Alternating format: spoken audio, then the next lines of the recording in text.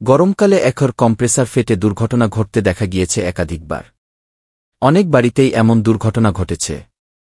সংবাদমাধ্যমেও শোনা গিয়েছে সেই সব ঘটনার খবর। এ ব্যাপারে অনেকে সাবধানতা অবলম্বন করেন ঠিকই, তবে অনেকেরই জানা নেই যে শুধুমাত্র এসি নয়, ফ্রিজের ক্ষেত্রেও এমন ঘটনা ঘটতে পারে।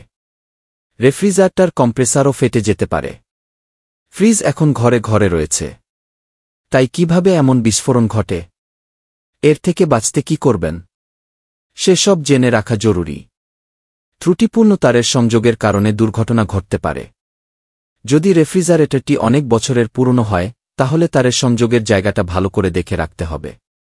এই তার থেকে বিস্ফোরণ ঘটতে পারে। খারাপ তারের কারণে রেফ্রিজারেটরের কম্প্রেসার অতিরিক্ত গরম হতে পারে, যা রেফ্রিজারেটরে বিস্ফোরণের সম্ভাবনা বাড়িয়ে দিতে পারে। যদি ফ্রিজের পিছনে কোনো দেয়াল থাকে, তাহলে দেওয়াল ও ফ্রিজের মাঝখানে কিছুটা জায়গা রাখুন। কেউ কেউ ফ্রিজটি সম্পূর্ণ দেওয়ালের কাছে রাখেন, যে কারণে সঠিক বায়ু চলাচল সম্ভব হয় না, ফলে ফ্রিজ অতিরিক্ত গরম হতে শুরু করে। অতিরিক্ত গরমের কারণে রেফ্রিজারেটরে বিস্ফোরণের সম্ভাবনা বেড়ে যেতে পারে। 10 বছরের বেশি পুরনো রেফ্রিজারেটর হলেও সমস্যা দেখা দেয়।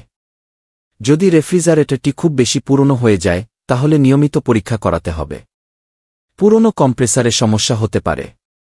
সঠিক সময়ে না দেখলে রেফ্রিজারেটরে বিস্ফোরণের মতো ঘটনা ঘটতে পারে। এছাড়া শর্ট সার্কিটের জন্যও হতে পারে বিস্ফোরণ।